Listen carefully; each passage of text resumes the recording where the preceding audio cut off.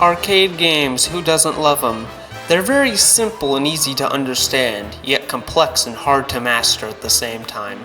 The most notable arcade games are probably from the 1980s. Not to say that there aren't any notable or influential arcade games after the 80s, Mortal Kombat and Crazy Taxi are two examples that come to mind, but there's a reason why the 80s are called the arcade era of video games.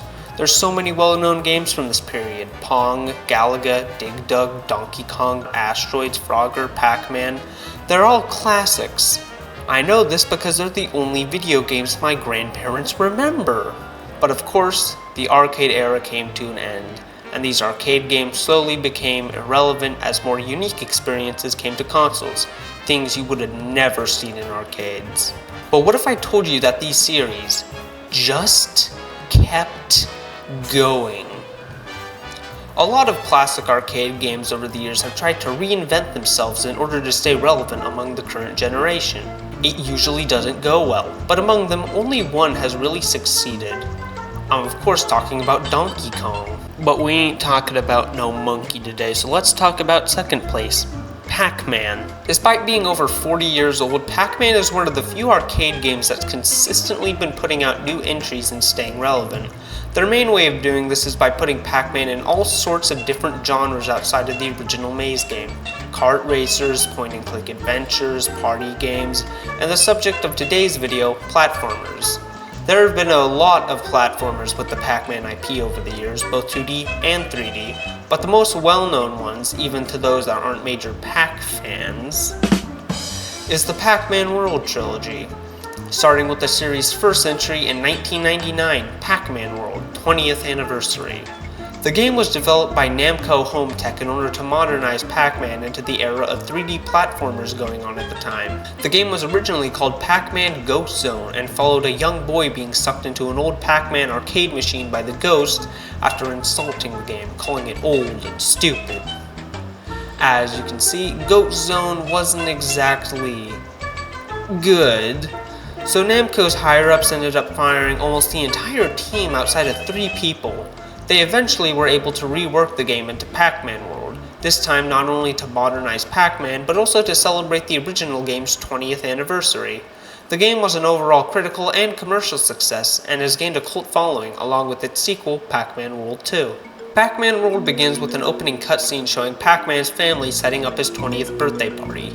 His wife Miss Pac-Man, children Pac-Man Jr. and Baby Pac-Man, his pet Pac puppet Puka, and his dad, father-in-law, it's never stated. Professor Pac-Man. Wait, Pac-Man's 20 and has a wife and kids. Either Pac people age differently than us, or these two were wild in high school. So, as I said, they're setting up his party, but some mysterious force keeps kidnapping each family member off one by one. It's the ghosts, isn't it?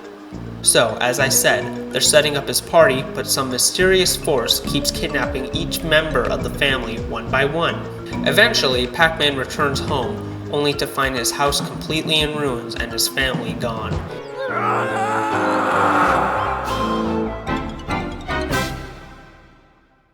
He eventually finds a flyer for a party at a place called Ghost Island, claiming that the attendees will have the opportunity to meet the real Pac-Man in person.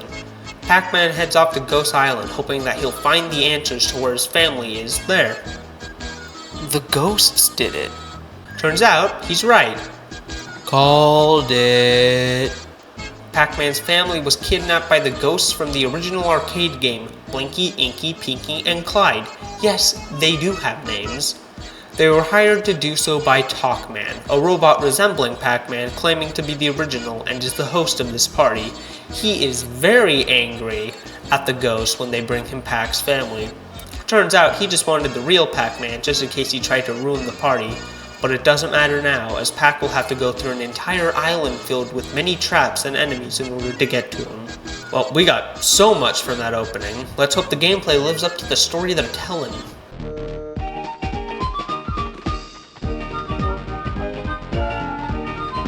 We begin the game in Buccaneer Beach, and as the name suggests, it's a beach world, with a hint of a pirate theme.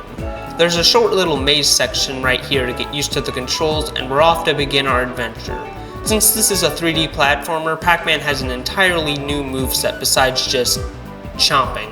He has a butt bounce that he can use to destroy crates and press buttons, as well as kill any enemies that aren't ghosts. Doing it 3 times in a row makes him do this goofy spin. He also has a rev roll, which is basically just a spin dash, and he can throw the little dots that he eats. He throws the dots way too downward though. If you want to hit anything with the dots, you need to jump and then throw it. Pac-Man has a health bar in the shape of his head, which as you can see is split into 3 separate slices.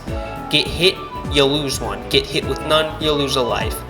Although you can get back your health by finding some of these slices across the levels, some of which give you all your health back. Pretty solid moveset for Pac-Man, even if it is a little derivative of other platformers. The main thing that makes Pac-Man World different from other platformers is fruit. You collect fruit, just like in the original arcade game, which you can use to unlock these doors, which can give you all sorts of things, including extra life, these dots that make you metal and able to sink underwater, these letters that spell Pac-Man and unlock a bonus game, mazes inspired by the original Pac-Man, and most importantly, keys, which can be used to rescue Pac-Man's family members and is required to beat the game. In this world, we rescue Pac-Man's pet Puka. After completing Buccaneer Beach, I end up on Ghost Island, which serves as our world map. There are 3 stages and 1 boss fight in each world, except for World 2, which has only 2 stages and 1 boss fight.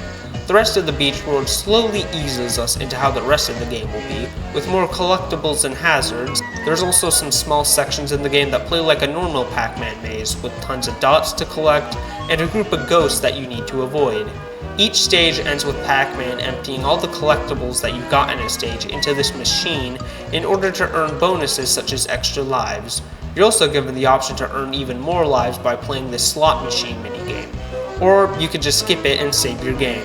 The boss fight for this area is the HMS Windbag, a sentient ship that fires cannonballs at you. You have to use your butt bounce to activate this thing that launches those balls back at them. Repeat that enough times and you're golden. Next up is World 2, which is an Ancient Ruins level, and it is a major downgrade from the first. It has so many obstacles that are easy to miss or just a pain to deal with. I know I said this world has only 2 stages, but it might as well be 3 because it goes on for far too long. It feels like they just mashed multiple levels together. Another annoying part of this world is the underwater sections, which I forgot to mention when talking about World 1. You press X to swim up and triangle to swim down, which wouldn't be a problem if it wasn't so slow. I swear, I could get married and have kids before Pac-Man finishes swimming. I rescue the family member in this world, this one being Pac-Man's dog, and then we're on to the boss fight, which is, no joke, one of the worst boss fights I've ever played. It begins alright, there's a mummy chasing us and we have to outrun it whilst avoiding some booby traps. Challenging, but doable. But then we outrun it and have to deal with the real boss, Anubis Rex. It starts out simple enough, revel on these guys to break down its defenses, then revel into its heart while avoiding some attacks. But as the fight goes on, they introduced way too many attacks. They're impossible to avoid. It took me so many tries and I was using an emulator. I used save states. I can't imagine the pain a kid must have felt playing this in the late 90s. Eventually, I'm able to defeat him and I move on to the next world. World 1 was a beach, World 2 was ancient ruins.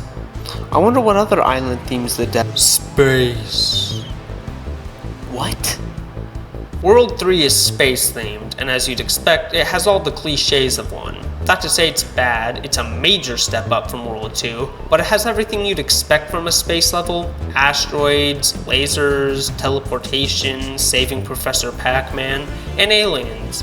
I'm surprised they didn't get even more generic by adding anti-gravity. The highlight of this world would probably be the boss fight, not because of the fight itself, but because of the idea. The boss fight here is a tribute to Namco's Galaxian series, best known for the Galaga arcade game. It begins with a segment where Pac-Man goes on board a spaceship and starts firing at oncoming enemies, these enemies being the ones from the original arcade game, before eventually coming across their leader, King Galaxian. This boss fight sucks. I also use save states a lot in this fight. Finish him off and we're on to World 4. I hope it's a more interesting theme. I've enjoyed Pac-Man World so far, but they've been there, done their themes first levels. I hope World 4 is a bit more carnival. Son of a... World 4. Oh my god. I died so many times here, and a lot of the time, it wasn't even my fault. You see, there are these spinning platforms over bottomless pits that you have to jump across. However, unlike every other platformer I've ever played, the direction that it's spinning in directly affects my speed jumping off of it, meaning I either overshoot or undershoot the jump and die. There are so many jumps that I would have landed from in any other platformer, but here the game just says, no lol. There's also these really annoying plane enemies, weird burning things, and this. All this to save a baby. One thing I will give to World 4 is that it has a better boss fight than the ones in both Worlds 2 and 3. It's still not good, but it's better. We race a group of clowns in the Clown Prix. It's not super frustrating or anything, but it wasn't fun either. World 5 is factory themed and is a major step up from the last. It has all the things you'd expect from a factory level: steaming pipes you need to avoid, toxic liquid that kills you, conveyor belts, steam. It's all pretty fun, until my son gets involved. This world has us rescue Pac-Man Jr., and in order to get the key to save him, we have to go down this annoying labyrinth of water just to find one fruit to unlock this one door that gives us the key. Now, that doesn't sound bad at first, but there are 4 separate sections in this underwater area, and only 2 of which have the stuff we're looking for. Not only that, but the swimming is also not fun, as I said earlier, and you have to avoid robot sharks and steaming hot pipes at the same time with these terrible swimming controls. Absolutely terrible, least favorite part of the game. Another thing that I didn't like was, once again, the boss fight. We have to hit these 4 switches in order to activate this 5th switch to hit the boss, but we need to eat this metal dot in order to do that, since the buttons are emitting steam that harms normal Pac-Man. But there's also these annoying magnets that pick Pac-Man up for way too long if he's in his metal state, so you need to avoid those at the same time, but you have to do all this quickly, so if you hit all 4 buttons and take too long before getting to the 5th, you have to do that all over again. Not super hard, just annoying and time consuming. World 6 is the last one in the game, and I'd say it goes out with a bang. It's a haunted house, spooky forest themed level, which is kinda generic, but I think it works quite well as the final world in a Pac-Man game.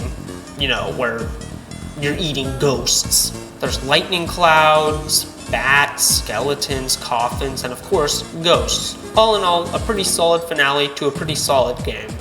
I rescue the final family member here, Miss Pac-Man, and we're off to the final boss. I arrive at Talkman's party, and he tries to pose as Pac-Man, but since he looks like that, everyone runs away from him in fear, and since I just showed up, he puts all the blame on me and tries to fight me. The final boss fight is pretty solid. Some of his attacks are hard to avoid, and one can just insta-kill you, which is kind of annoying, but overall, a pretty solid boss fight. The best one since the first, holy crap. After defeating him, he completely breaks apart to reveal that Talkman is actually a ghost named Orson.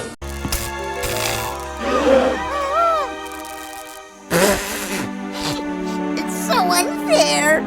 You ruined everything! Nobody loves a ghost!